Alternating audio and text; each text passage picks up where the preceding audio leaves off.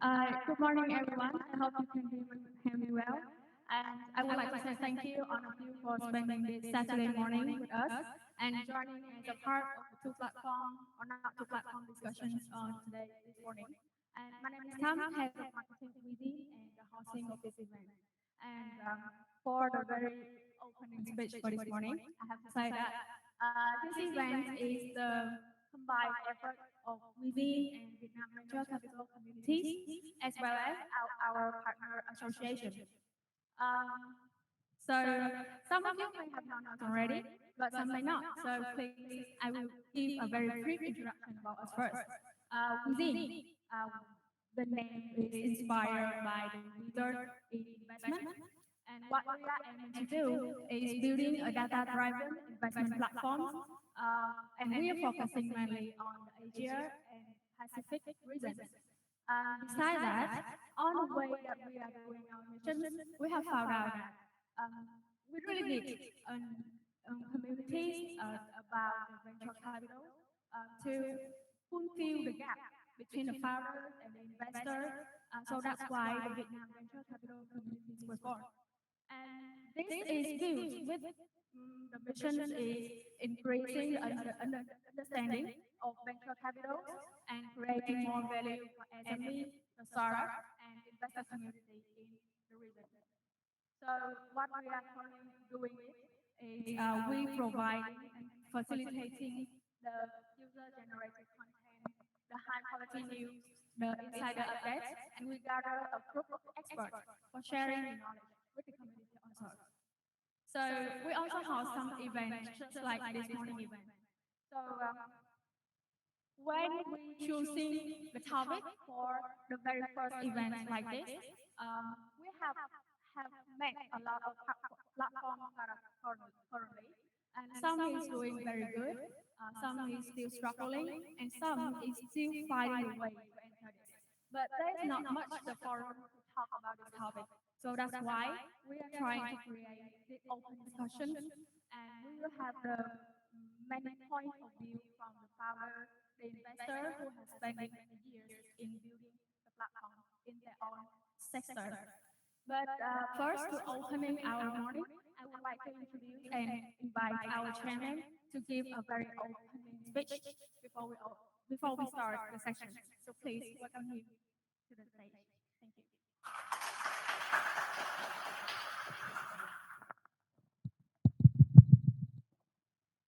Morning. How's everybody today? Thank you for being here. I know it's a difficult thing, and really thank you for taking the time to be here today. As you know, Wiziin is a platform, and since the mid 2010s, there's a platform mania around the world. So many platforms have came and gone. A lot of them have become unicorns and grew out to be multi-billion companies, but a lot of them failed within a year or two. And Wiziin ourselves is a platform, and we're striving to solve the problems of other startup platform startups by connecting ourselves, startup SMEs, VCs, PEs, and make a much more efficient world for the startup world and the VC world. Thank you for being here. So today we have a panel of guests consisting of our own CEO, platform expert, VC, investors, individual investors, and we hope to bring you a more holistic view of platform and how they work, how can they thrive, and how they might fail. So hopefully you have a good time here today with us, and hopefully you can get some takeaway and enjoy the show. This is our first show, so I apologize in advance for any mishaps, but I hope you do enjoy. Thank you so much.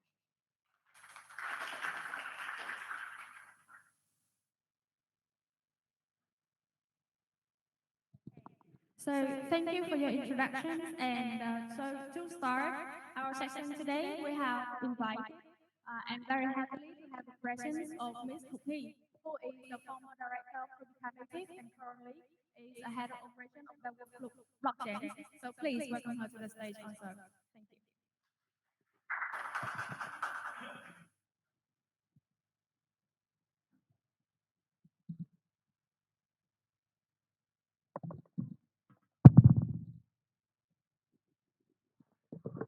Morning, everyone.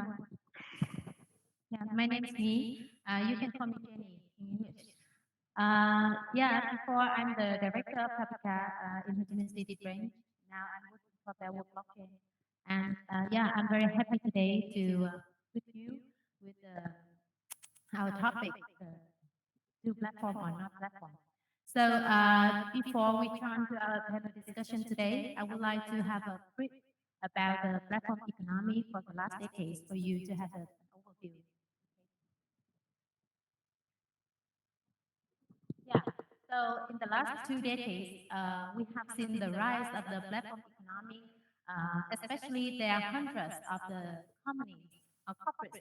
They use platform to do business, to run their business, the operations, as well as to retain their core competencies.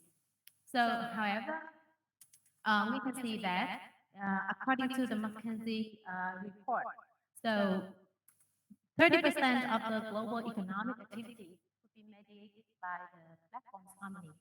So, which is just in the 6 year time. The giant platform we can see all over the world. We can say that about the top name like Apple, Google, Microsoft, or even Facebook, Tencent, or Alibaba. They are really giant. Hello, can you hear me? Can you hear me well? Yeah. Okay. And all of these platforms, they have built an online network for the digital transaction or interactions for people or for the marketplace, as well as the products, the service, the goods, as well as the software development all over the world. So I would like to share an information with you, a report in 2015. So all over the world, we have about 176 platform companies.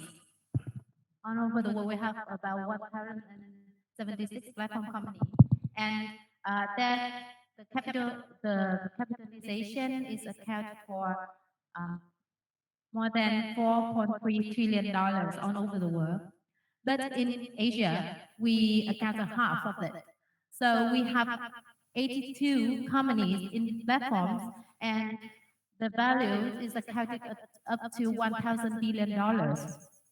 So how about in Asia? So in Asia, China and North Asia, they possess the 80% of the number of the platforms companies. So most of them are really from China and Japan. And the two biggest platforms are the companies Tencent and Alibaba.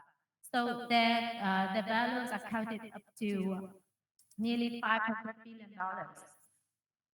Okay, so it's just an overview for the platform economy. So actually in the pandemic COVID-19, so many traditional companies and platform companies, they have to try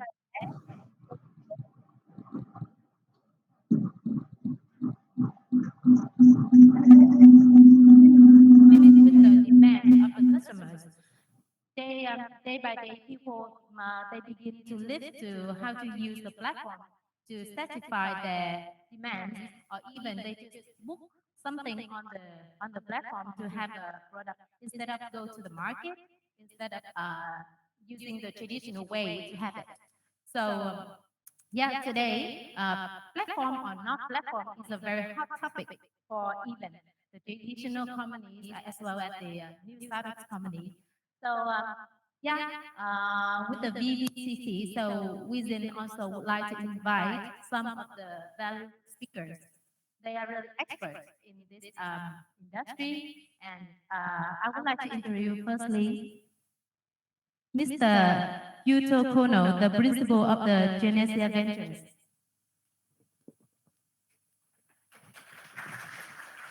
Please, yeah. Secondly, I would like to introduce Mr. Anirban, Lahiri, the founder and CEO of Medisetter.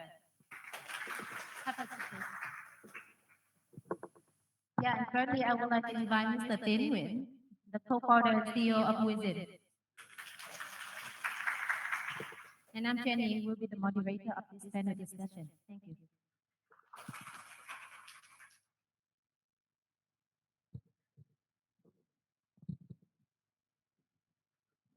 morning.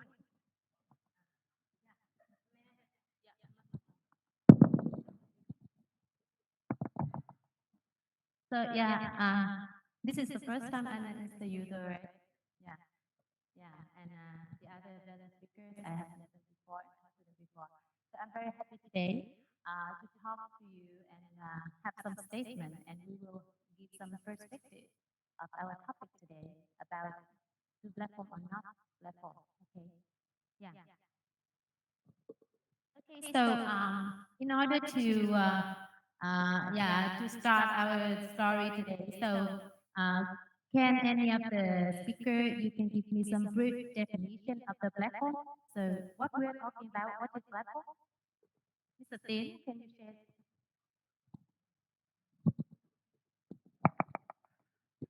Hello, everyone. Thank you for coming today. Even there's the new wave of the pandemic, but we're still here today. But we also would like to, keep people safe. So we try to wash hand and, try to obey the rules. And also with Anirban here who work with the healthcare system, I need to take care a lot. And yeah, just first of all, we would like to have a kind of very sorry that two of our speakers cannot make it today to our event. Also because of the very complicated situation of the pandemic. But no worry, we still start. And but just stay strong because anyway we need to live with this situation. Come back to the question about the definition of platform. Before starting Wiziin, I have been invested in some business also in my platform. And for me, a platform needs to have three things. The first one is that it tries to connect. The platform will not own the value that it creates directly, which I mean, normally if we have a factory, we create something like plastic bottles or something like that. We sell that and we earn, extra value. But for platform, the main purpose is to connect. And the platform needs to have the value of the connection. So the platform is the one that can have at least two others sides to connect and add more value. So that's my understanding of platform. Thank you so much. How about Mr. Yuto? Can you share some of your understanding about platform? Uh, uh, Hi everyone, nice to meet you. I'm Yuto from Genesia Ventures, which is a Japanese venture capital firm focusing on seed and early stage startups in Japan and Southeast Asia. And actually, I just moved to Ho Chi Minh City 3 months ago during the situation of pandemic, and I spent 2 weeks at the hotel as a quarantine. Yeah, so I'm here to find and invest more startups in Vietnam.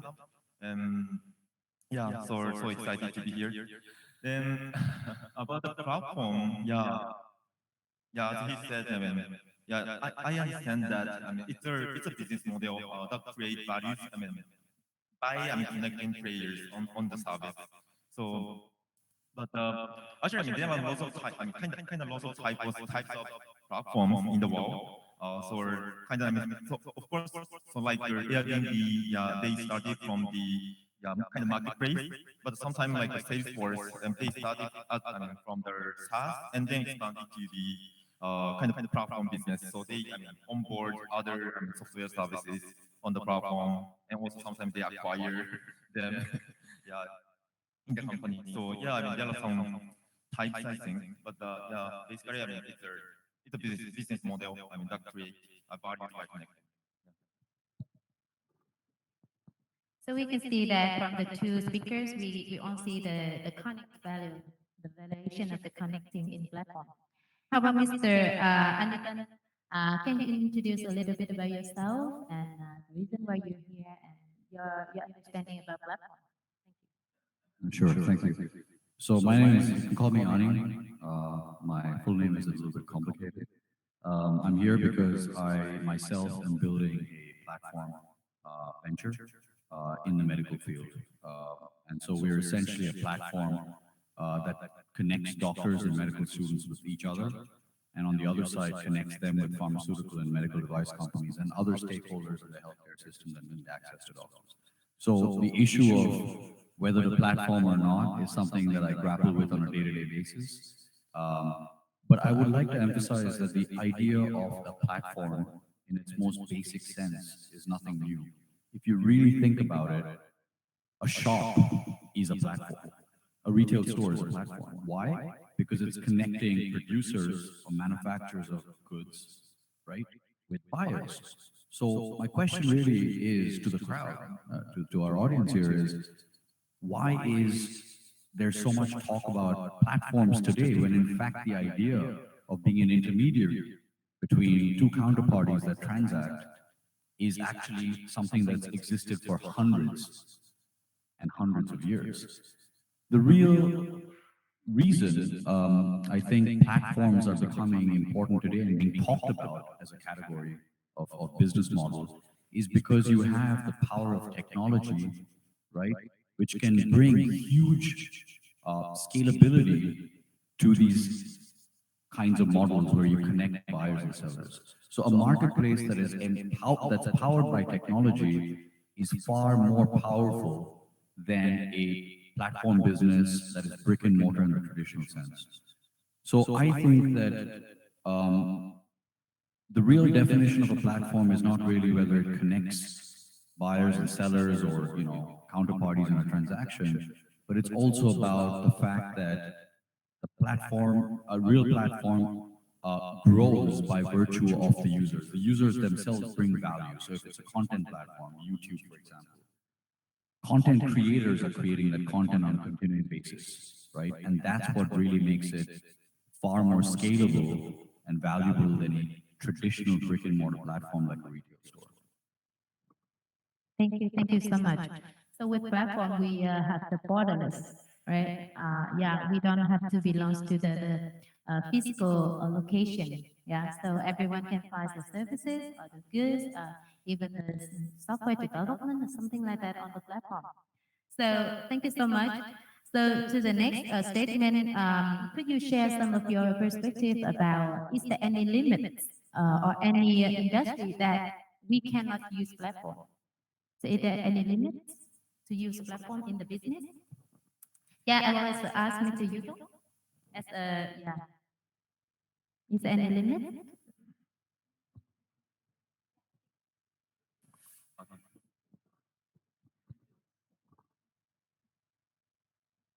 So,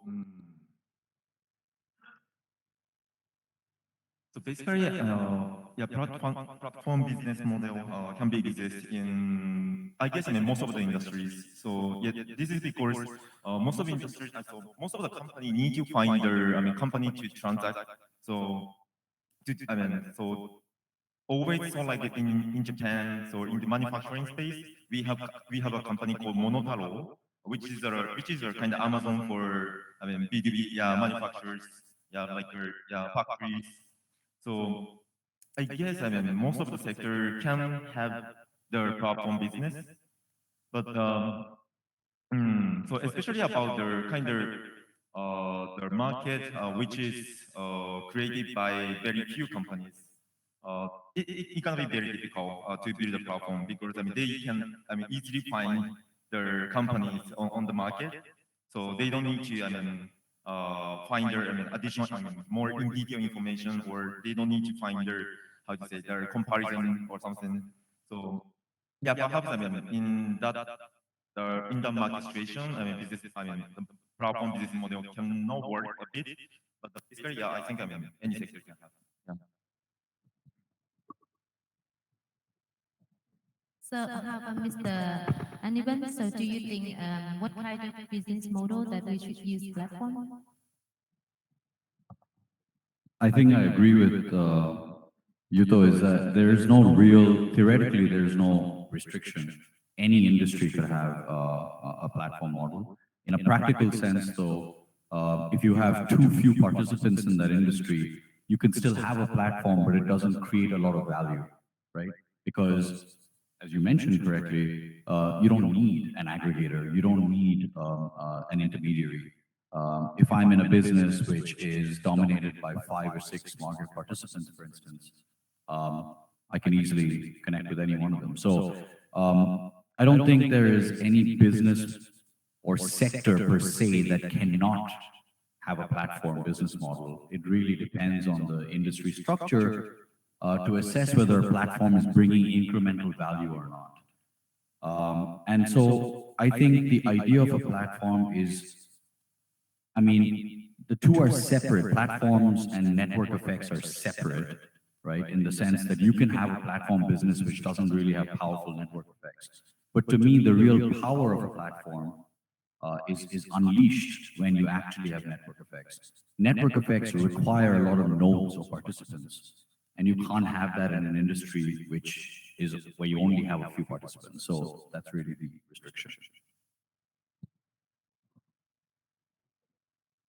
So, how about the niche market?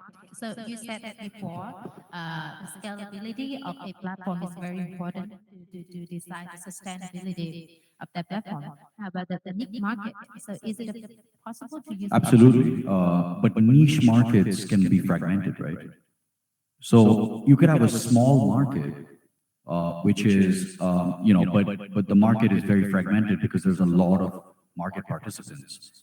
A platform business can still add value in a niche market if you have a lot of participants. And I think the real value in a platform is when it actually creates aggregation in fragmented market spaces.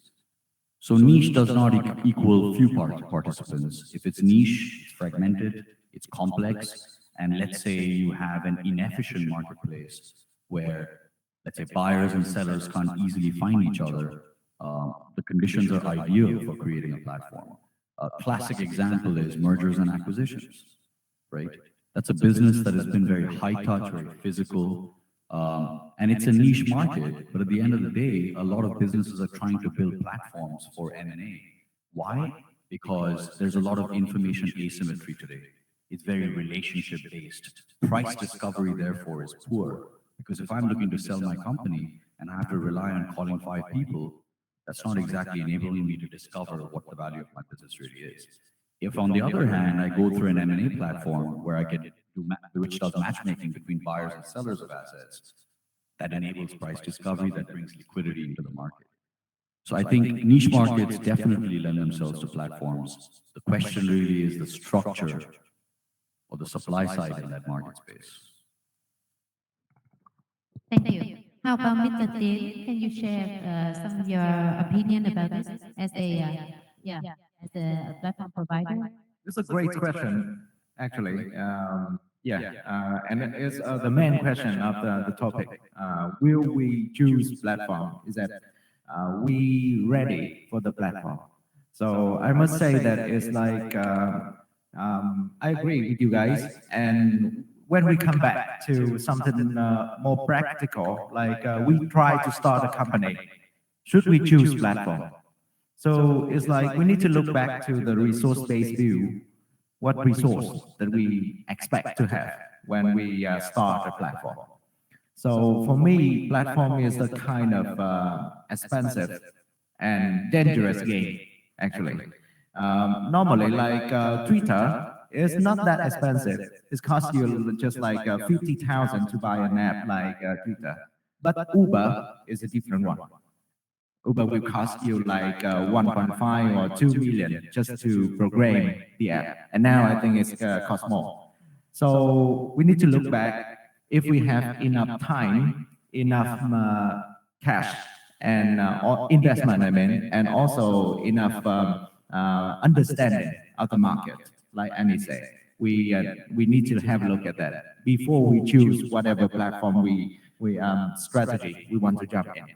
And platform is kind of very interested. Like for us as an investor, we think that platform is something that can pull us to the table to talk to the team, the founders. But the team need to see everything completely. It's a long journey and it's expensive. and sometimes it's kind of dangerous.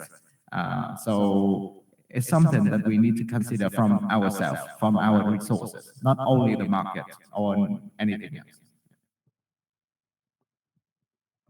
Thank you. Thank you for your opinion. I think that's a very, general answer because everyone knows that they have to have enough resources to build a platform, even in cash, even in the cash flow or even in the technology ability or something like that. So, as an investor, Yuto, so can you share with me some of your perspective?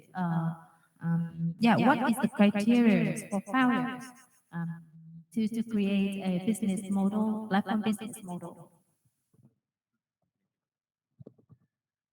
Thank you for the question. So actually, I mean, it's kind of difficult question. So of course, I mean, when we see the founders, of course, I mean, we see, the founder, I mean, fit the market or not. I mean, in terms of their kind of experiences and knowledges and also networks. So I mean, like Monotaro, at the case of Monotaro, the founder needs to have a kind of understanding of their manufacturing business, and also they need to have their kind of network of suppliers. So of course, I mean, that kind of, I mean, factors the founder need to have for building the platform in each industry. And also, actually, I mean, there are some, as I said, I mean, there are some types of platforms, and also, I mean, there are some, I mean, strategy to become a platform. So all the platform doesn't, I mean, start from the platform. So sometimes, I mean, they start from SaaS. Sometimes they start from just their kind of, I mean, e-commerce, more like a brand, D2C brands or something. But then, if they can, I mean, find more customers, they can onboard other suppliers on the platform, and they can be the platform. So there's a kind of journey to be the platform. Sometimes, I mean, startup can start from platform, but there are different, I mean, way to be the platform. So very difficult to answer the kind of exact, I mean, exact answer, but this is my view. So that's a tough question. So the criteria for founders to create a platform is very, very difficult to say. So okay, so recently I heard the word called platform mania. Okay, so it means that there's a trend to build platforms all over the world. So just in the recent 5 years, we can see that hundreds of startups they build platforms in order to run the business. So there are many driven the courses that they build a platform. So what do you think about this word platform mania or the trends to build a platform? Is it good, or why the startup in platform economy fails so many times, and very few, just about 5% of the startups in platform economy they can get the success. So can you share some of your experience about this during the time that you worked in Medisetter? Sure, thank you. So the first thing I will say is the key word is trend, right? I think the problem is, and this comes back to the question you asked before, is what are the criteria for founders really to build or make a platform business? And I think the danger here is really becoming a trend chaser, right? And that's where the word mania comes in, because people see platforms succeeding around them, and then everybody wants to become a platform business. I see the same trend happening in artificial intelligence. It almost seems like any startup founder today has to say that, oh, I have an AI engine to do X, Y, Z. In reality, you don't need AI for the problem you're solving. So I think the starting point really is understand what problem you're solving. Don't become a platform for the sake of becoming a platform and getting bragging rights in a cocktail party, right? Are you solving a problem in a particular industry, and does that problem lend itself to creation of a platform, right? For me, there are real reasons to be a platform business, because we realized that there are many needs of doctors in this country, all right? Medical professionals have many, many needs, okay? they cannot meet those needs easily and in a convenient manner because they're extremely busy people. Why do we need to be a platform, therefore? Because by virtue of aggregating various services and benefits for doctors, we are essentially bringing convenience and becoming a one-stop shop platform for their professional development. So again, you have to understand whether there is actually a need for building a platform rather than just chasing a trend, because that is a dangerous game. The second point I want to make about, you asked, well, why is it that so many platform companies fail? Two reasons in my view. One is platform mania. Whenever you have these trends, people just trying to do something because it's the fancy thing to do, but there's no real need for it, you will have high failure rates because there's no fit, there's no product market fit. The second reason is because, as I said, platforms that succeed are platforms that can leverage and unlock network effects. Businesses with network effects are inherently winner take all or winner take most, which means you will have high rates of failure because a few guys will realize those network effects become so big that they build a competitive moat around the business, and all the other guys in the industry actually die, they can't survive. That's the beauty of platforms, because there are network effects, but that's also the danger, because if you don't win, you can't be the 10th guy building a platform in the same industry. Thank you so much for that. Mr. Tien, can you share some of your understanding about this? Yeah, back in the time when I still managed a fund in Ireland, I must say that every day we have talked to hundreds of startups, and more than 80% of them talking about platform to connect this, connect that. I must say that when I chat with the founders and I ask them why you want to start that, and we must say that they come from the fact that the internet have provide to us a kind of digital platform which can have us to build an app, build an authoring tool that can connect people from what kind of value and stuff like that. So people like to start with something like that to feel the missing link there. But when we come back and see, again, it's about the resources. If they want to take it on, they need to be the winner.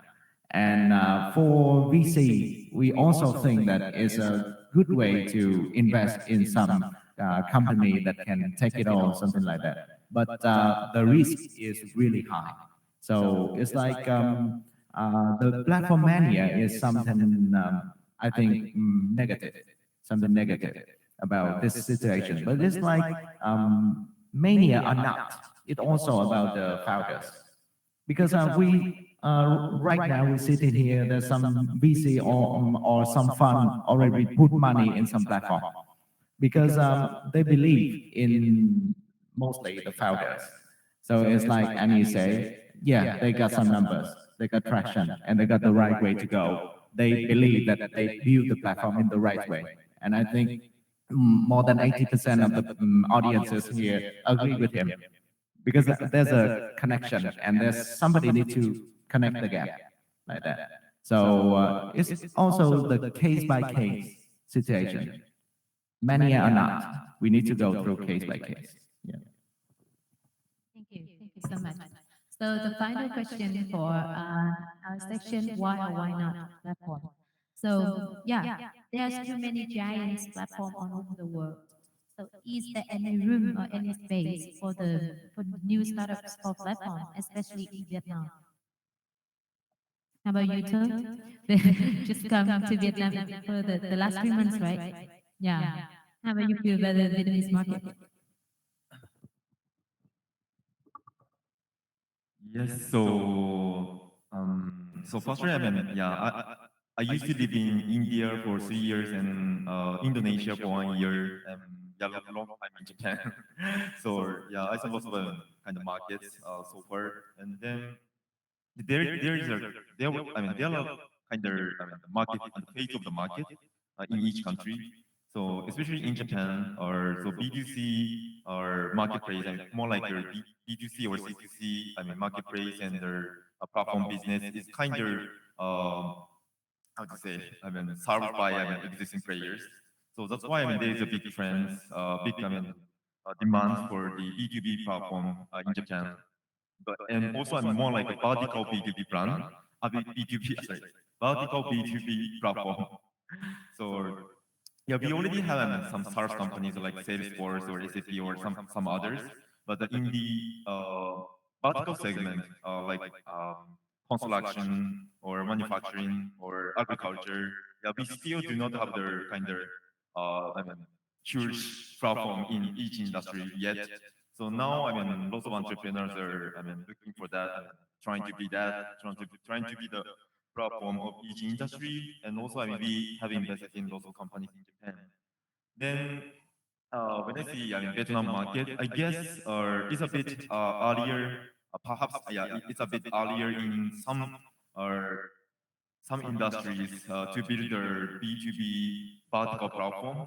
Maybe now is the time for more like a B2C and also like a B2B, but they're more like a not the vertical, but the horizontal B2B, yeah, business. So yeah, mm. And also, yeah, as a Genesia Ventures, we already have invested in 7 companies in Vietnam. So yeah, out of 7 companies, two companies are doing B2B e-commerce. So the one is Cameleo, which is doing their B2B e-commerce platform for the restaurants and hotels, yeah, to purchase their the stuff. Then also we invested in By Twoxy. Yeah, they are also our e-commerce platform for the pharmaceutical company.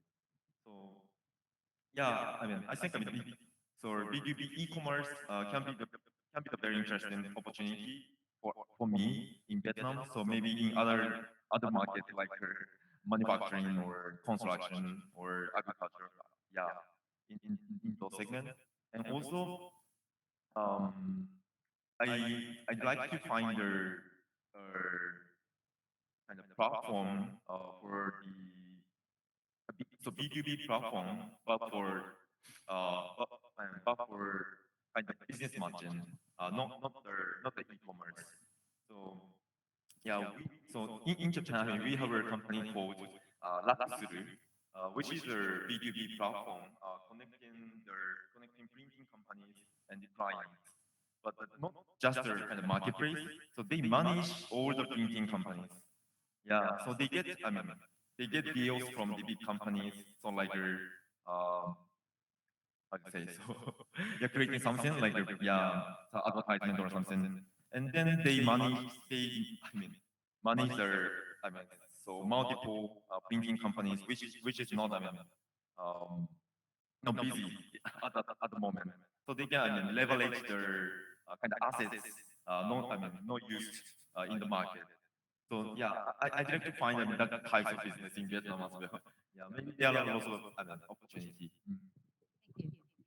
One of the main concerns, he's looking for B2B platforms to invest. Yeah. So let's take your question into the. Okay. So yeah, I would like to ask Mr. Tien one of the questions. How about you? What do you think about I know that you're very interested about agriculture industry. With the startups can apply platforms in the agriculture industry, right? In agriculture, right, especially in Vietnam. We got some platform that connect farmers to the homes directly. It's like these days there's some deals with food map. It's the startup that connect farms to the table. And along with that, it's like we need to say that agriculture can provide a lot of values to our economy. And there's some gap there. So whenever we see the gap of connection, the company will try to fill that with a kind of platform. So I believe that this is a good approach if we can have some platform in agriculture. But agriculture is not only itself; it's also conclude logistics. When we talk about agriculture in Vietnam, logistics is a pain point. We need to carry something from, let's say, the Mekong Delta to the population here in Ho Chi Minh. It costs us sometimes more than when we ship it to China. So it's like the logistic is something combined to the situation. So we try to build a kind of platform. We try to fix small problem, but there's some a series of problem around. So a platform here may not be the winner take it all.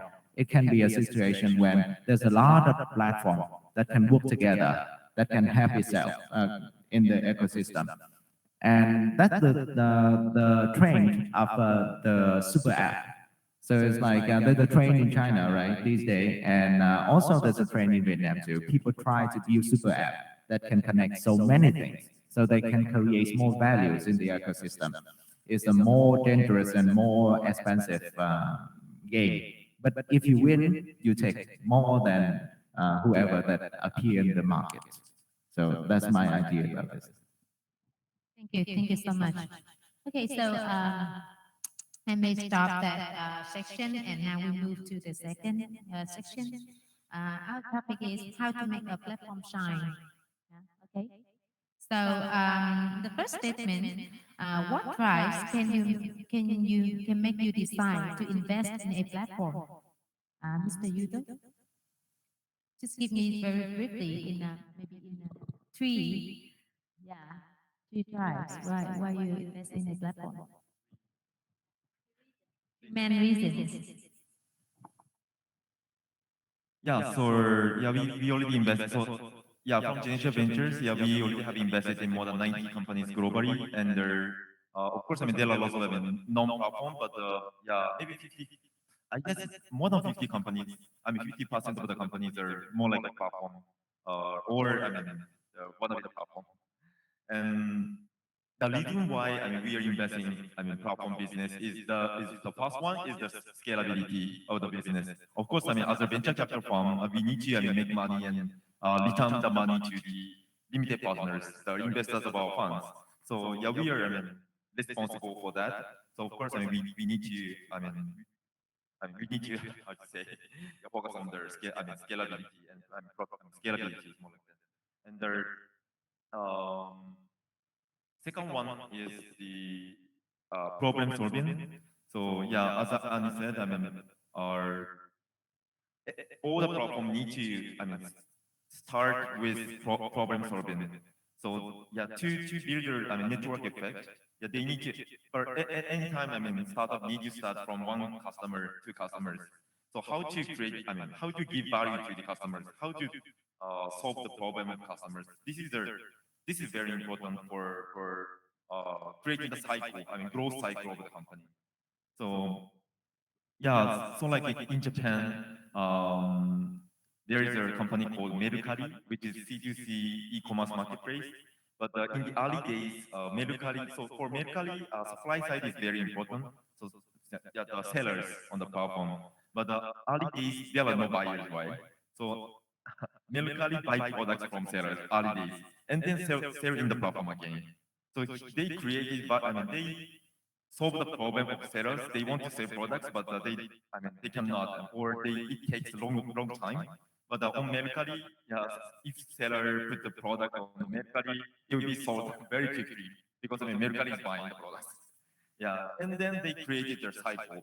Yeah, so we start with the more and more suppliers, yeah, more and more buyers coming in the platform and growing, yeah, the company. So I think problem solving is very important, and also yeah, we need to kind of prioritize the problems to be solved, yeah, on the business. And not third reason. Third reason. So very- yeah, no. So you just focus on the scalability and problem solving for the growth of the company in the future. How about Mr. Tien, for the during the time that you have invested in many different companies? Yeah, actually, it's a question that I think of every time, every day when I get up, how to make the platform shine. Because anyway, Wiziin is platform, the platform that connect investor and SME who need funding. So about the questions like criteria to invest, it also depends on the stage of the company. Normally, we work with company from pre-seed to a Series C. So for the company with pre-seed, normally we just need to trust the founders, and we need to have a look at the characteristic and the understanding, knowledge, and reputation of the founders. And we look at the product MVP. If they got an MVP, they need to solve that the problem solved by the MVP. But with the company who already got revenue, even got profit, we talk about GMV, the gross merchandise value, on the platform.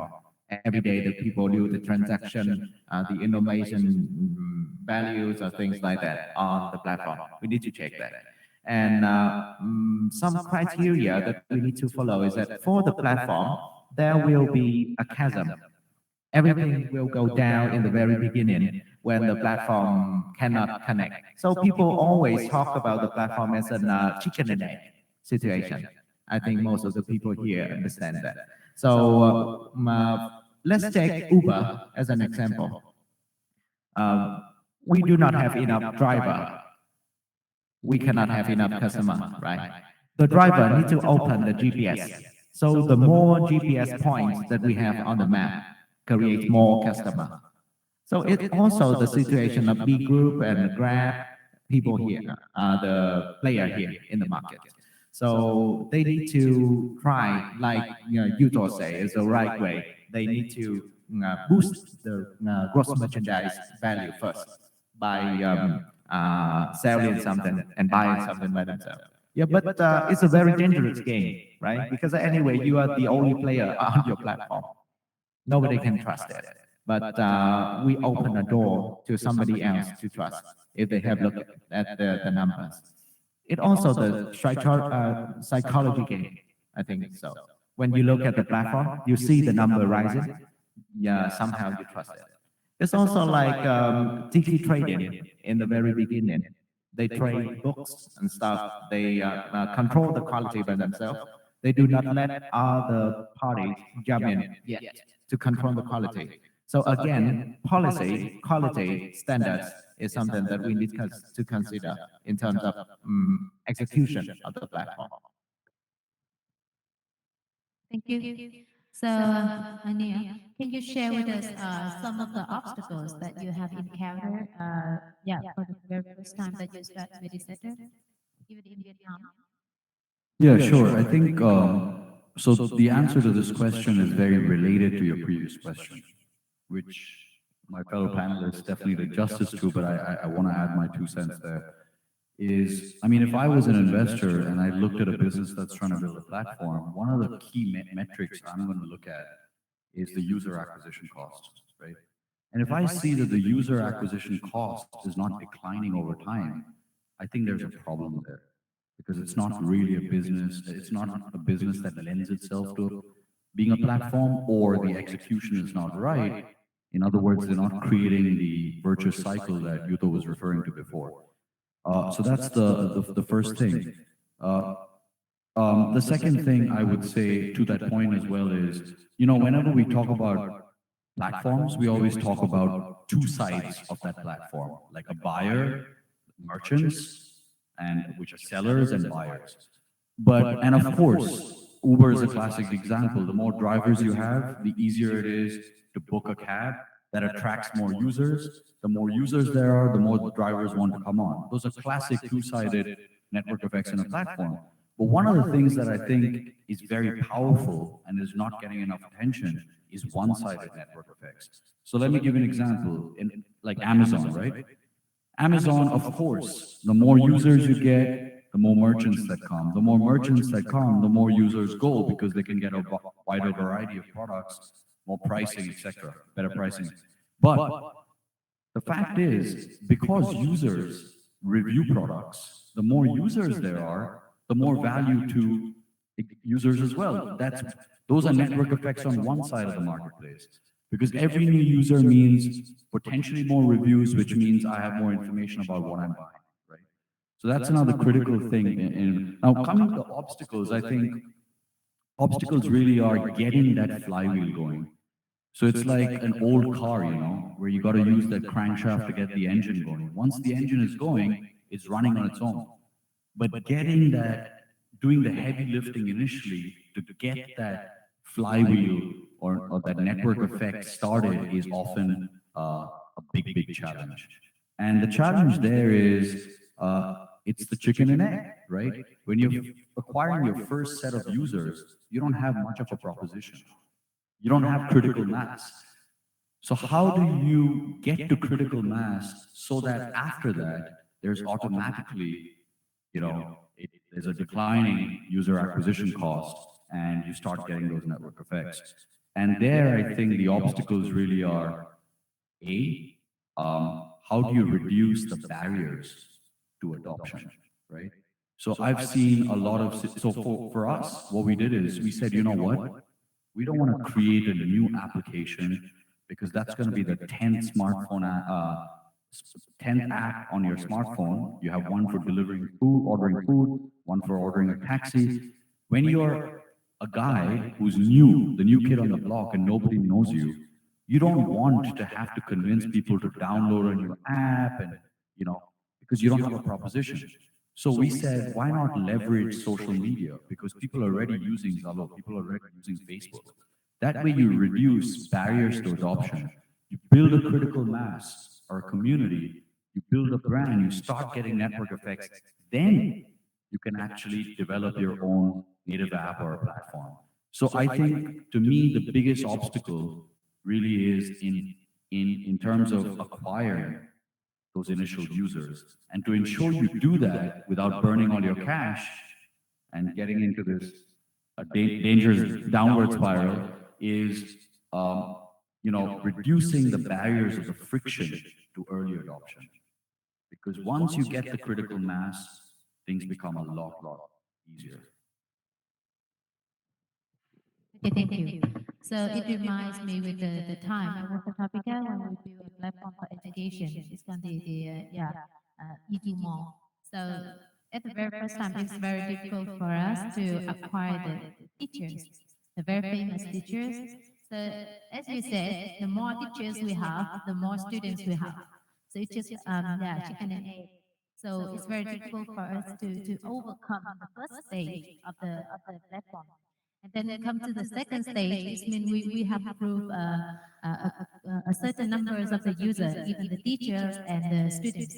So the story is how you can manage that database. Yeah. If I may add one thing, sorry.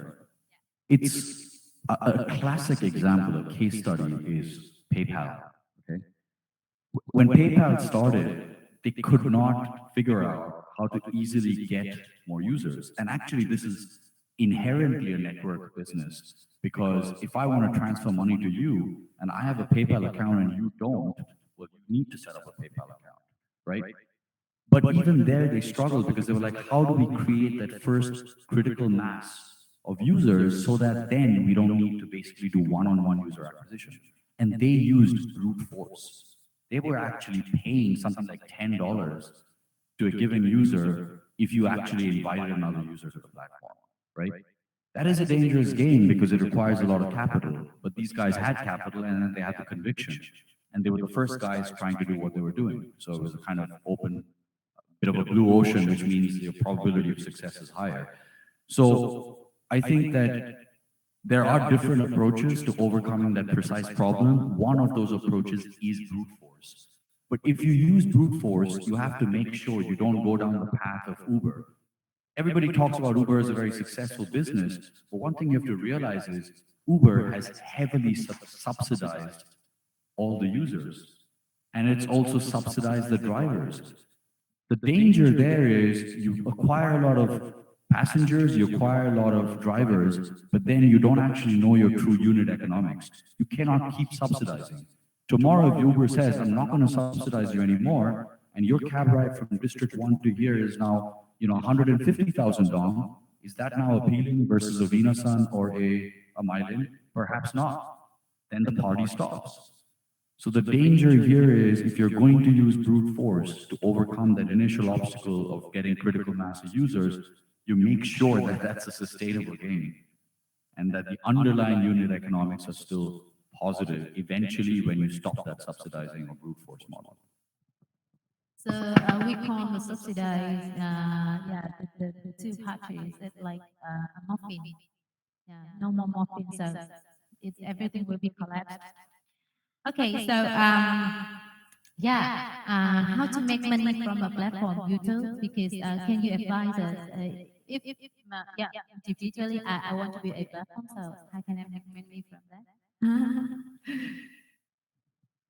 Okay, so of course, there are multiple the revenue model, revenue channel for the platform business.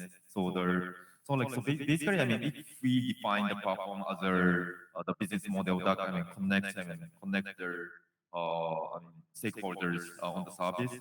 Basically, it's possible to get their of course transaction fee and like advertisement fee, and perhaps if they the platform provides some kind of software as a service, maybe they can charge their monthly recurring revenue, someone like their subscription. So yeah, those three types of business model, I guess, and also hmm, so yeah, basically, I guess those three, so like their transaction fee, the advertisement, and yeah, so yeah. Okay, so let's talk about a little bit about the technology side. Everybody wants to build a platform, so it means they have to have the knowledge of technology. Is it right? So, is there any kind of the ready-to-use platform in the market for the people like me, for example? I don't know. I have very little knowledge about technology. So is there any kind of that kind of platform ready to use? Actually, there are. Really? And I think what's interesting is we all talk about technology as being a core differentiator. Honestly, technology is getting commoditized in some senses, right? Because everything that you needed to custom build today can be just used or procured off the shelf, So it's basically a SaaS model, right? You pay as you go. You don't need to host it. You don't need to write code. I think the thing is, those kinds of off-the-shelf solutions are very useful when you're trying to create an MVP. Because you don't want to burn a lot of cash, you don't want to build something before you understand the behavior of the users, right? So I would say that using some of these off-the-shelf solutions is good to create that MVP, but you cannot just continue with that because these off-the-shelf solutions, by definition, are a one-size-fits-all. They might not have the exact customized features that you need to cater to your users, right? And that's what we are doing, actually. So we are now launching an MVP, which is an off-the-shelf with a little bit of customization that's possible, but you don't have many degrees of freedom. Once we understand the behavior and the acceptance by our users of that MVP, we have a much better basis much better basis for developing our own platform. So the answer to your question is, in a nutshell, yes, there are platforms. There are more and more of them, and I think that's a good starting point. But that's not something you can rely on to build your business, right, and really scale it up, because eventually you'll discover that there are unique needs and bells and whistles you need to build in, and that becomes a differentiation, competitive. So you mean if you want to go further with the platform, so just not the MVP, we have to have the strong background about technology, right? Sure, I mean, technology then becomes important, but I think that you as a founder don't need to be the tech guy, right? You could have a co-founder as a tech guy. You can induct a CTO into your business and make him a stakeholder. So I don't think that if you have an idea and you spot a problem in the market or you see an opportunity to build a platform to solve a particular problem, but you're not the tech person, that does not mean that you can't do it. You're the conductor of the orchestra. You don't play the violin, you don't play the piano. You bring the violinist, you bring the pianist, right? And you conduct the orchestra. So you have to look at yourself as an assembler of resources if you're the entrepreneur with the idea. And one of the resources you need to assemble is the technology piece. Thank you. So, back to a very important point that you shared with us before. Yeah, the database when we have in the platform is very important. For example, when we have the ability to scale the platform, so many users, get into our platforms. So, how we can manage the database, and is it a very important matter in running a platform, Mr. Tien? I will come back to your previous question actually about the where the money come from. How can we charge people? I just have some very important notes about this. Whoever you charge, please do not charge the one that creates the main value of your platform. So Facebook will not be today if we are charged by posting, right?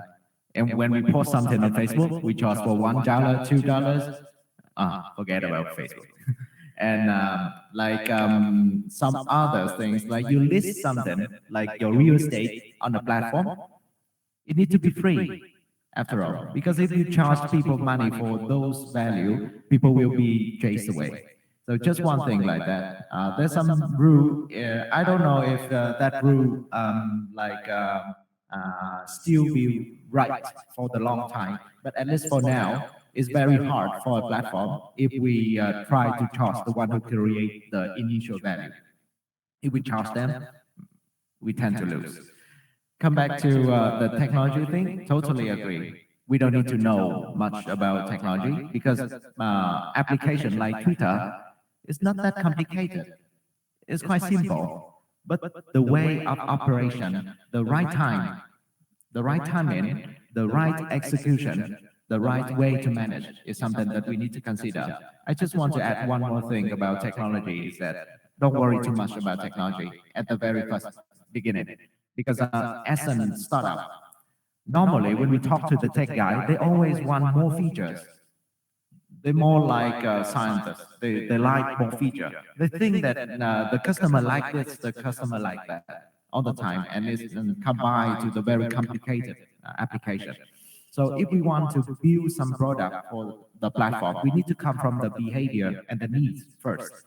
And from the needs, it leads to technology. What kind of technology we need? It needs to come from the market, the real needs of the market. Come back to the question here. It's like how to manage the data. I think is the most important thing that we need to consider. And the data, we need to ask again, what kind of data that we gather? Data got its own value. If we just gather, like in 2008, if you just gather the name, the real name, it's okay. But if you gather the ID of the people, it costs you more. Back in 2008. But now it's easier. People easier to release the information of the ID, at least in Vietnam. In Europe, it's totally different. But some more information that's more complicated and expensive is like bank account. You can release your bank account number to some application that you trust. And it costs us more to ask people to get their information like that. So it's like we must say that around $10 to get one user information for an e-wallet. But maybe just like 5,000 Vietnam dong for a user to give you his name. So it's like the value of data is something that we create in the beginning, so we need to protect it in the next round. So it's like the system of data is something that we need to have look at it. And also data, nowadays people talk about big data. Big data, again, is kind of risky because it's very big and you cannot get information from that. You cannot consult the data again, and it's cost you something also. So it's like data, the more data you have, you need to have the more well organization, the way to organize the data and the algorithm to understand the data, to get the input from the data. It's something that very combined. Need to go together. That's my idea. Thank you. Thank you. So when we have the database of the customer, the users, I think most of the people they said that we should apply AI, to to understand more about the behaviors of the user in the platform and to improve the platform quality. So what do you think about that, Yuto?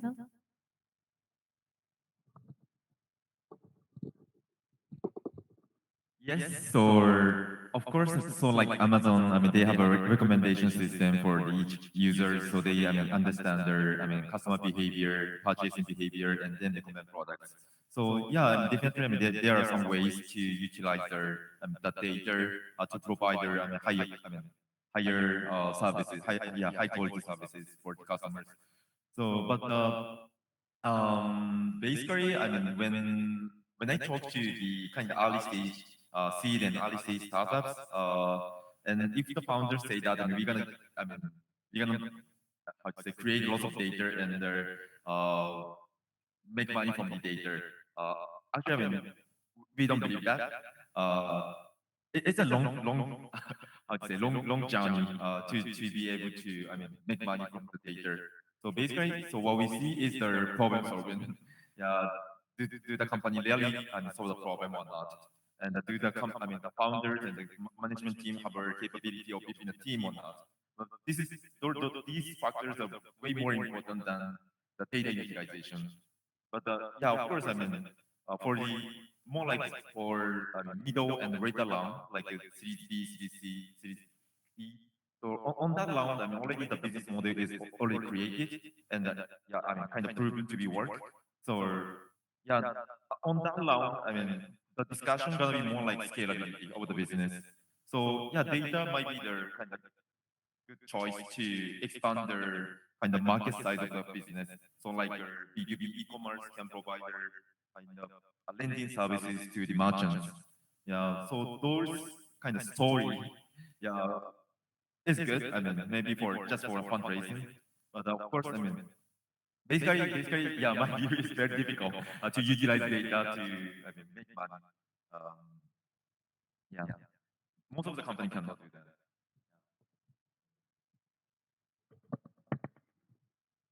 Okay, so I don't think we have much time left, so I would like to ask some of the questions, especially for the Vietnamese market. Now we are regarded as a very potential market all over the world. So, however, many giants platforms they have encountered Vietnamese market. For example, Grab, Shopee, TikTok, something like that. So, do you have any advice for the Vietnamese platform now and in the future? How can they compare with the other? Is that any? I think the best analogy I can use is completely outside the tech world. And I'm sure you guys have tried Chinsu fish sauce, Masan, right? When Masan developed its sauces, there was a big player in the market, which is a global leader in sauces and condiments. It's called Heinz, right? Heinz ketchup, Heinz chili sauce. They were pretty big. They had a very big position and a fantastic brand. It's a huge global multinational. But Masan really gave them a very hard time. Why? Because they understood the local tastes and preferences of Vietnamese consumer much better than Heinz did, right? And if you look at big FMCG companies today, Unilever, Procter and Gamble, originally their product development model was centralized. There's an R&D team sitting in London or Holland or the United States, Cincinnati, and they're developing products globally for global consumption. That model changed because they realized you cannot do that because in every market, there are local incumbent players or rising stars that are really taking market share because they understand the local needs and preferences much better. So product development has become decentralized. Today, Unilever's team is probably developing products in Vietnam for Vietnamese consumers. So the same logic applies in a technology or a platform business. Yeah, they're going to be global players. Alibaba's already in through the Lazada acquisition, right? You don't go head to head with them. You just don't do that, right? What you do is you find needs that are still unmet, problems that are still not solved, and you, as Vietnamese entrepreneurs particularly, are better positioned to see that because you have the cultural context that somebody sitting outside the country doesn't have. That's your strength, right? So I think you really need to look at a bottoms-up model, look at what those guys are doing, where are the gaps that are unfulfilled, right? I'll give you another example in the US, right? Look at Etsy. Have you guys heard of Etsy? Etsy, E-T-S-Y. Okay, Etsy was one of the best performing stocks in the year 2020 in the US stock market, right?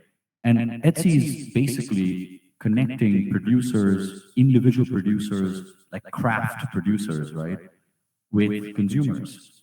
Now, if you were a venture capitalist and Etsy came to you and say, hey, I'm going to set up a marketplace to connect buyers and sellers or producer of product, what would you say?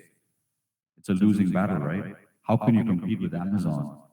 That's impossible. How can you compete with eBay, right? More of an auction model. But the reality is Etsy found that consumers want to buy products, A, in a socially responsible manner, and two, there is a culture in the US where people are moving away from mass market standardized products to craft products. If I buy honey, I don't want to buy honey by some big food company that produces millions and millions of units of honey. I want to buy honey from one little part of the US where I know there's a beekeeping society and they produce organic honey. So they spotted this trend or this evolving consumer behavior, and Etsy became a marketplace connecting producers, individual producers of craft, niche, unique products with buyers. And they've been very, very successful. So the answer to your question is, yeah, you have these big players, but there are still lots of unmet needs. And it comes back to what I said before, which my co-panelists emphasized, focus on the problems. Right. Thank you. How about you, Mr. Tien, the only Vietnamese speaker today? Actually, when the giant come, I'm not afraid. I would say that Vietnamese or any other local people in different markets, they understand the market better, and we got focus resources. And there's some global problem, actually, some global problems when generally some application or platform can solve, like e-commerce, like connecting, like farmers, O2O, things like that. But for Vietnamese or any others market, there's some local problem. If an entrepreneur understands the local problem and understand the right way to fix that problem, we have more chance to win. And the resources focus on the market, we have more chance to get some market share, actually. So it's like, don't need to be the only one on the market. We also need competition to develop. So just focus on the local problem, the customization, and like Annie say, the culture, and we can solve the problem with the focus resources. So we don't worry much about giant, because giant, they need to have, like a bigger problem to deal with, more markets they need to take care of. So we don't worry much. And we must say that, come back to the point these days, like for example, in India, there's a way that they try to get goods to the grocery to sell. It's different from the US or Europe. And these days in Vietnam, there's some other situation that we can see some player in the market. They got different behavior compared to other markets. So it's hard to understand for, like foreign giants or global giants if they come to the market. So we need to focus on that. Thank you. Thank you so much for your sharing of our speakers. So in order to sum up the first session, I would like to send some of the message to you up to the opinions of the speakers. So in order to make your platform shine, just focus on problem solving. Make sure you have the platform thinking. The second one is don't be bothered by the technology too much at the very first time. You focus on the front end, focus on the customer experience. The third thing is, use the database in the right way.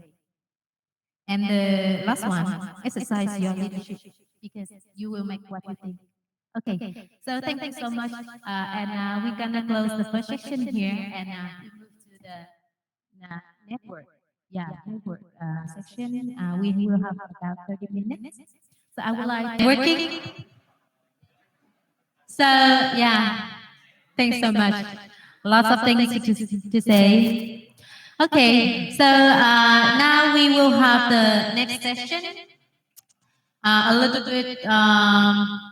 Okay. Before come to the Q&A session, we will start with the future of platform section. Okay. I think all of us are very curious about the future of the platforms, especially the individuals or the platform providers in Vietnam. So, back to our value speakers, I would like to give ask some questions. You already know about UGC, right? User-generated content platforms. So it's very popular right now. For example, TikTok. Even in Vietnam, we have review. So is it like a trend? Because I think many platforms, they're the top startups, unicorns in just 1 or 2 years. How about you? What do you think? Is it a trend? It's definitely a trend. Actually, I think depends on your business model. So if your model is more advertising related, and you need eyeballs, then you have two choices. You can become a content creation company. So you publish, you create your own content, but that is expensive and there are limits to scalability. So I think that there is a trend for platforms generally to have a mix of admin-generated content and user-generated content. The beauty about user-generated content is you start to get network effects, right? The more users, the more richer your content. The richer your content, the more users, and you get that virtuous cycle going, which Yuto was referring to before. So I think that content is critical for engagement. Content is critical for driving basically a personal relationship or dialogue with the users of your platform. So you're not just a transaction point. User-generated content is obviously a much more scalable model than just purely admin-generated content. So I think that it's a trend, but there are good reasons for that trend. It's not that people are chasing it. It genuinely does drive. I mean, the most important thing is in any of these platform businesses is not just how big your user base is, but how engaged are they. You could have a massive user base, but if your active user base is just a fraction of your total user base, it's not working, right? And that's exactly where content comes in. Thank you. How about you, Mr. Tien? What do you think about this? Yeah, it's a very right trend. And actually, it's the true origin of platform. Because when you create a platform, you don't want to do everything, right? You want at least one side create something for you, some value for your platform. But some product, because they want to create very first egg and chicken, first value. So they try to create like comments like review for themselves on the platform. For example, Foodie, we take that as an example. Foodie, long time ago, is very huge platform when you try to eat something. Like, it's a very philosophical question for me, what to eat today? So it's like we need to choose, and we go to Foodie, we see what kind of restaurant is good, we choose that based on the review. But the reviewer, the one who takes the review is Foodie staff, and they take the advertising revenue from the merchant. So no way for them to say that that merchant is bad. Yeah. So it's like there's some bias on this system. So it's like user-generated content. As we can see, the big name is Meituan, Tien in China.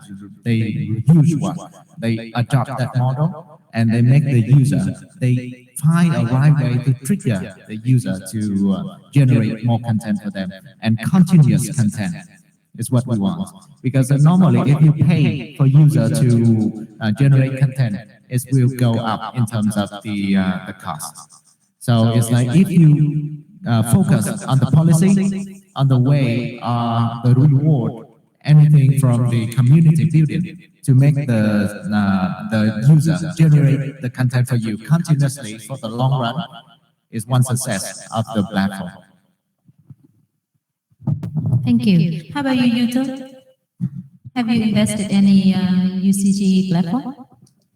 Yes, yeah, we have. So, yeah, definitely, I mean, UCG gonna be, I mean, more, how to say, kind of trends in all over the world, because with the device changes, and also, I mean, the adoption of people, I mean, to create a content.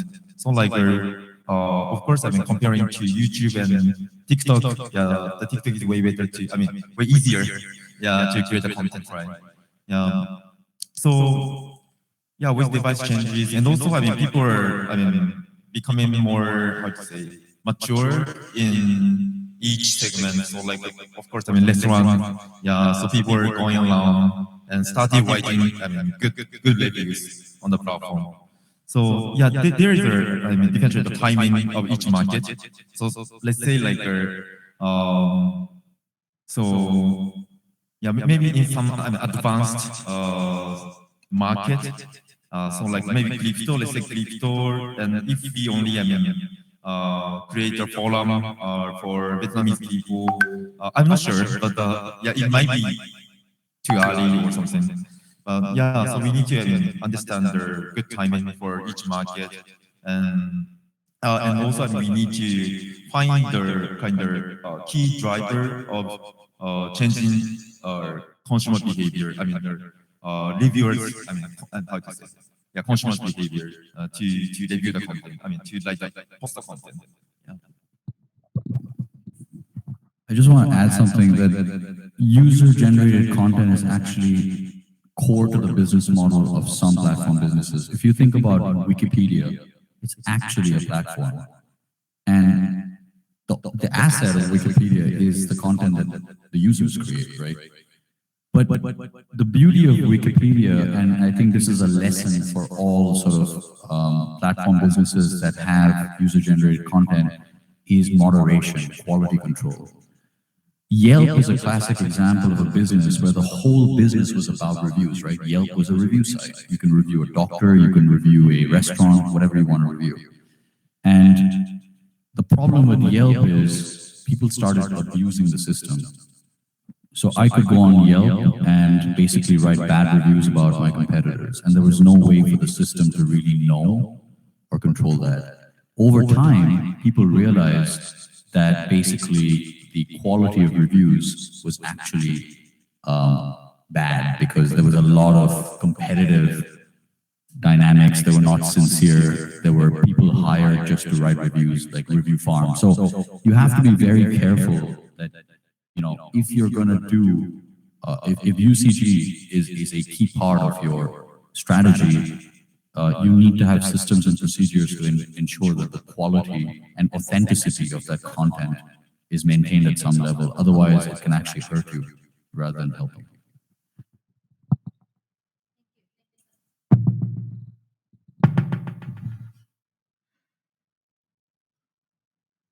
Thank you so much.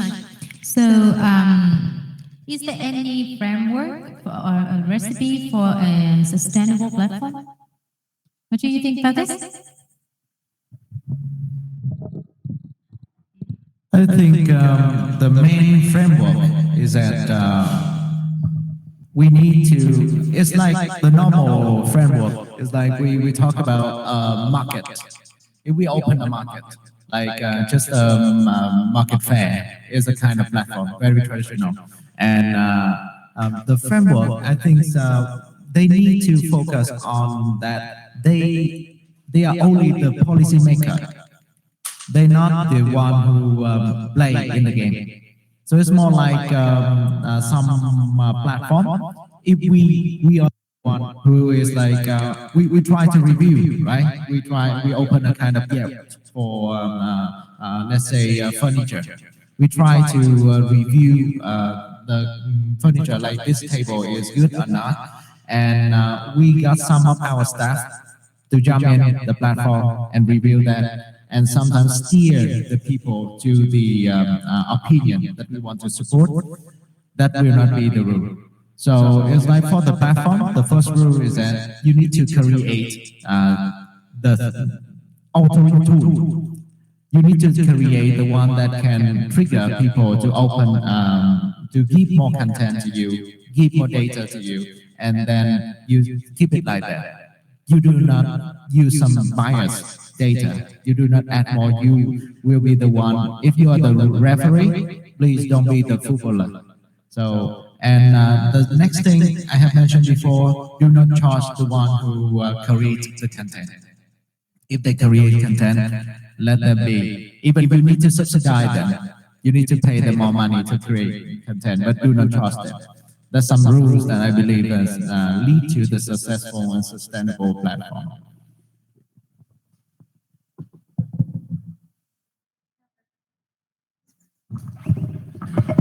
How about you, Yuto? Is there any framework for a sustainable platform? Yeah. So yeah, as I mentioned in the previous questions, yeah, of course, I think all our platform should start from the problem solving, and also their flywheel. So they should have a flywheel of their growth. Then to create a flywheel, I think so basically in the marketplace or in the platform, there are supplier and supplier side and demand side. So we need to kind of prioritize which side is kind of more important in the early days, and we need to find a way to satisfy the one side of customers at first, and then maybe most of the cases are the supplier going to be the very important side in the early days. Yeah, with high quality and high standard suppliers, yeah, we can acquire buyers in lots of cases. But of course, it depends on the business model. So yeah, that is one point I want to mention for building your platform business. Thank you. I would like to ask Anirban,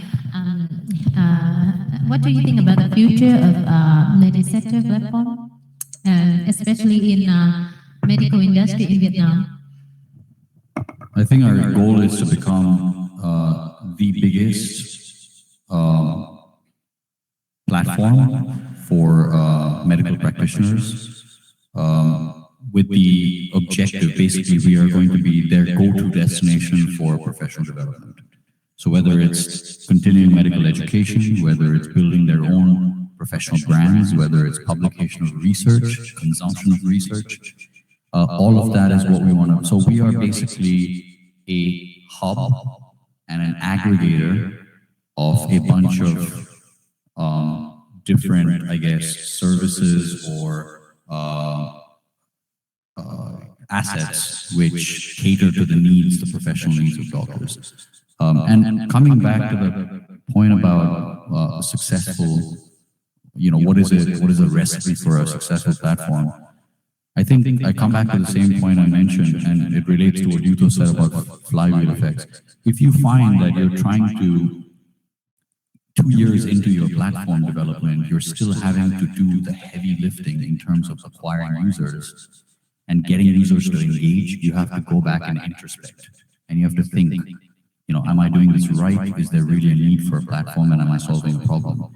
Because what you want to see is two things, at least what we want to see in our business is, one, that after a while, each node in your network becomes a channel for acquiring new users.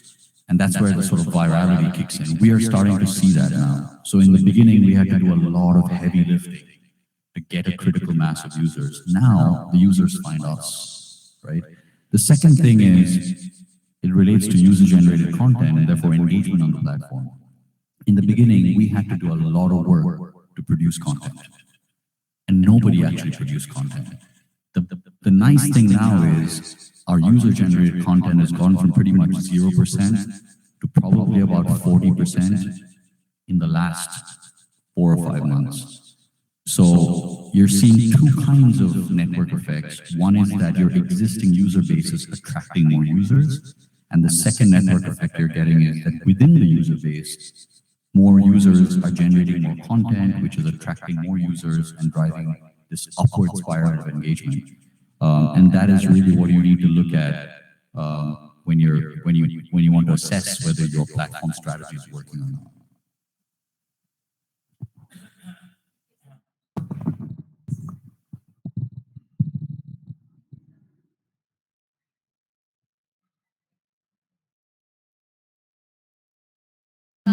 Let me ask for some of the questions from our audience.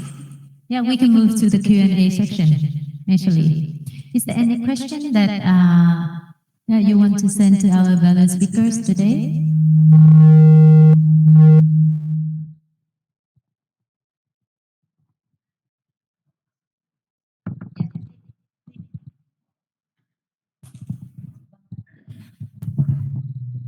Hello. Sorry, I don't want to be the first one, but because there's no one. I have about 2 questions. So my name is Nguyen. I am the only founder of OSLA, standing for Opportunities for Studying and Living Abroad. So I'm also lucky to be in 4th place in Vietnam. So I have questions about building tech team and set up a tech company. Yeah. So basically, OSLA has been running for 4 years now. We provide the platform to matching mentor and mentees in the scholarship hunting and career advice for students, as well as doing admissions for them to enroll into the top university in the world. Every year, we earn about $9 million US total value for all the students. We also have the profit at the very beginning and really good revenue. So because I have done it for 4 years now, and now we want to build a platform to make things better and expand into other regions in the Southeast Asia. And because I am the only founder and I have the only business background, so I face the challenge whether I should outsource the tech part or build the internal team. To build the team, many people ask me to have the CTO or the co-founder for the tech. But because we run it for many years already, it's hard for me for a non-tech background to find the CTO. Do you have any ideas for me or advice for me to build the tech teams? And also some people said that I should like split it into 2 companies. One is the tech company and another one could be the traditional business model. But the tech is just the tools for me to have the user. But we get the revenues and the income mostly from offline transaction. Yeah, so I'm quite confused now. Yeah.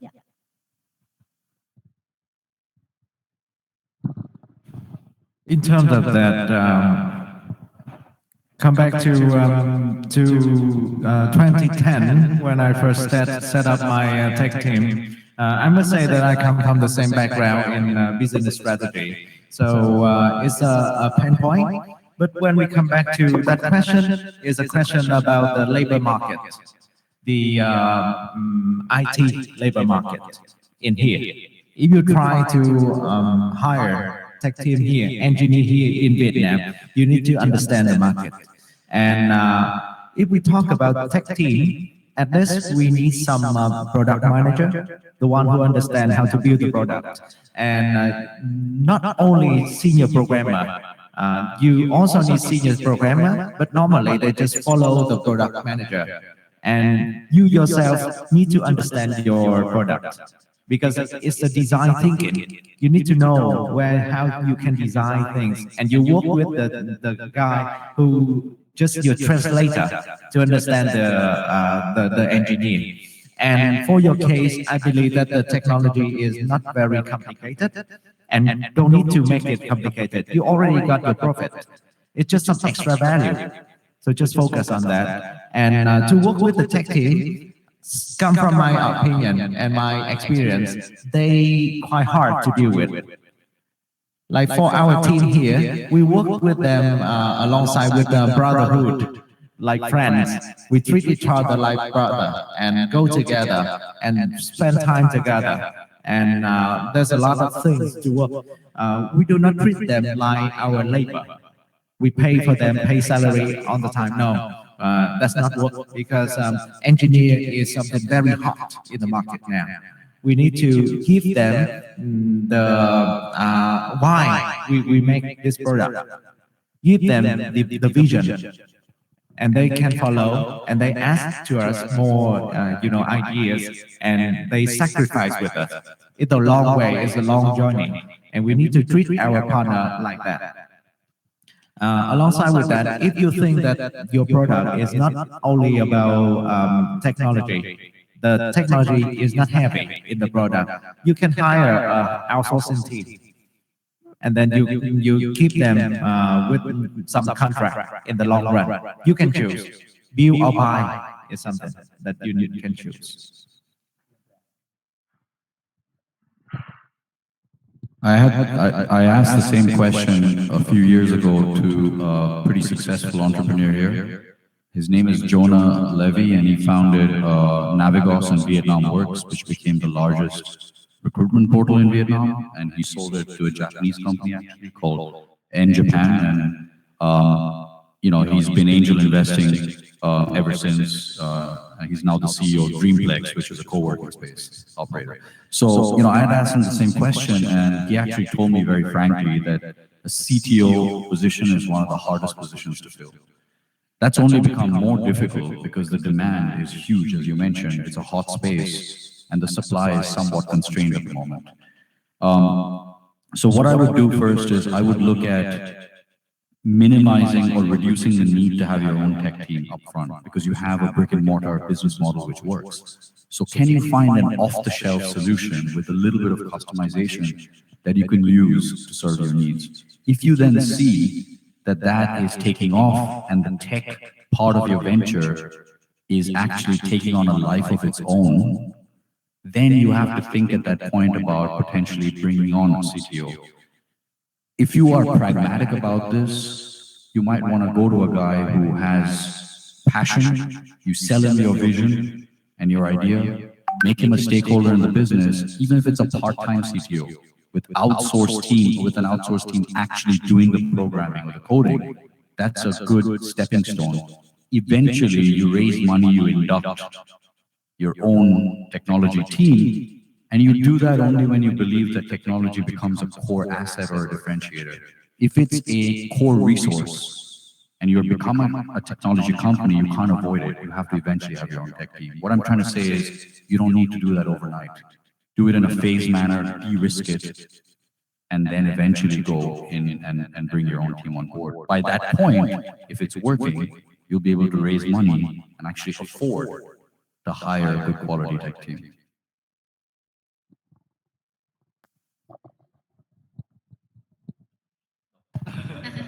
Thank you. So are you satisfied with the answer from the speakers, Ms. Bun?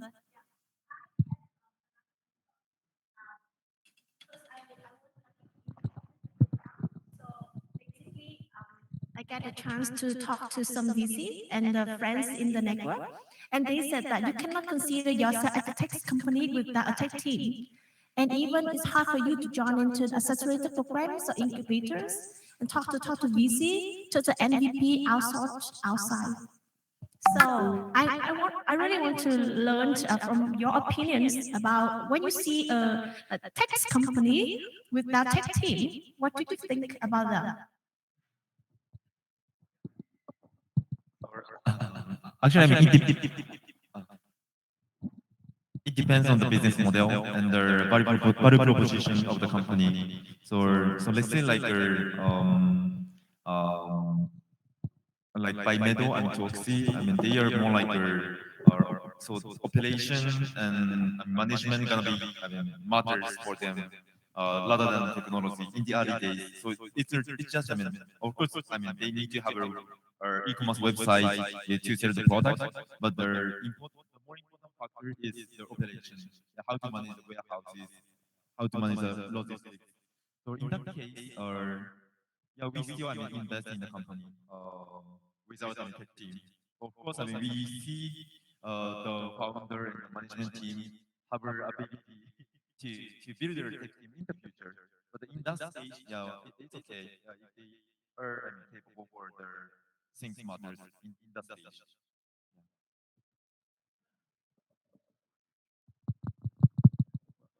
One thing I'll add is there is a big difference between a tech company and a tech-enabled company.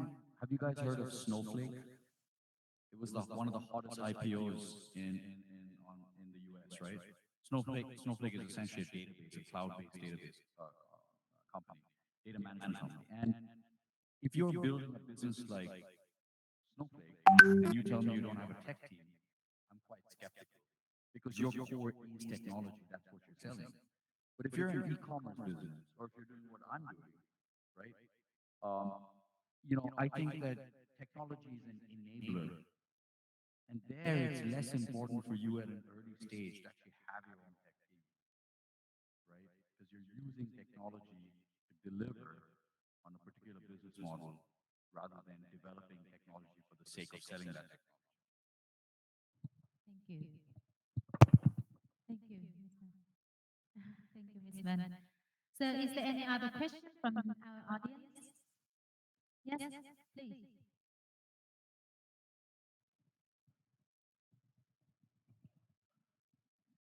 So to follow up with your answers, I wonder what is the good strategy to build our own platform? Is it to follow the footprint of giants? Like people usually say, Grab is Uber in Asia, or Tiki is Amazon in Asia, right?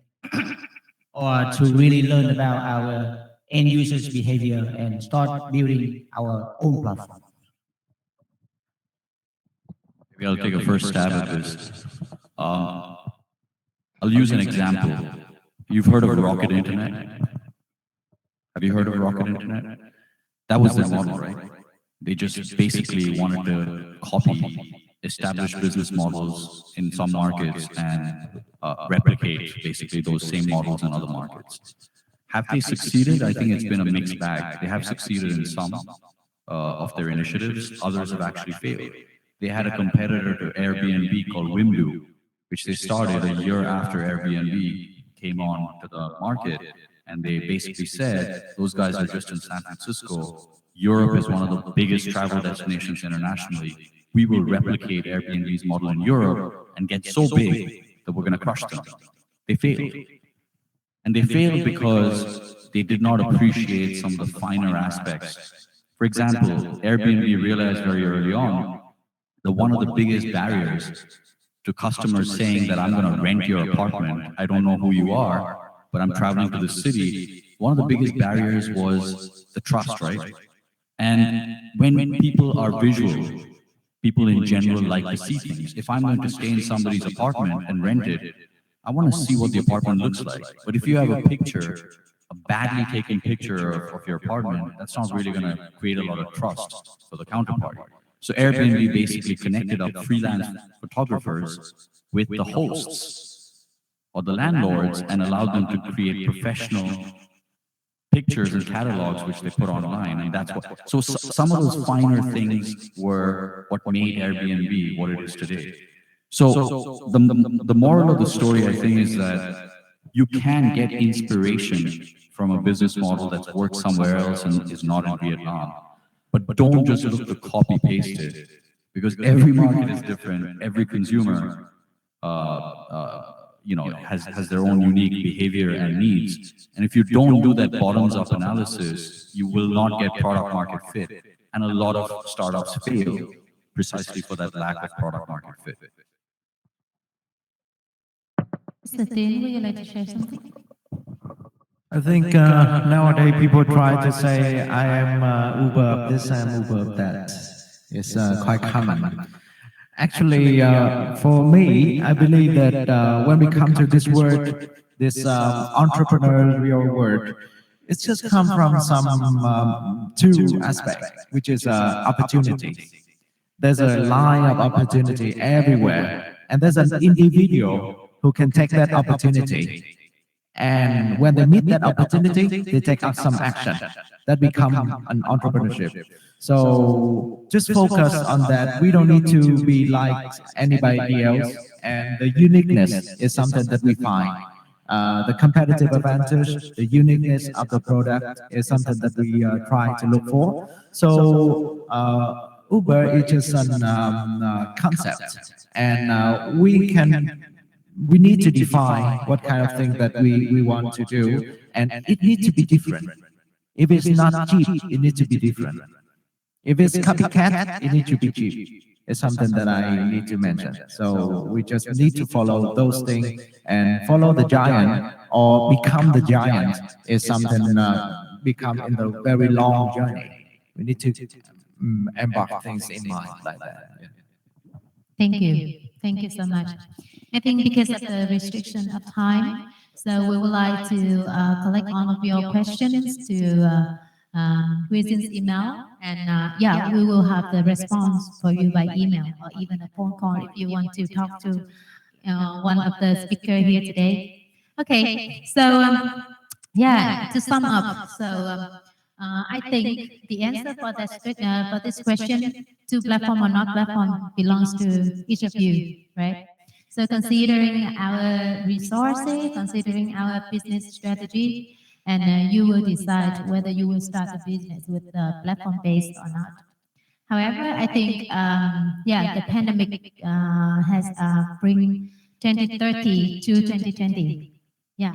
So nowadays people easier to accept the new things, to accept the platforms or services on the platform. So I think that's a big opportunity. However, as an entrepreneur or the small business, so you guys have to consider about the quality of the service.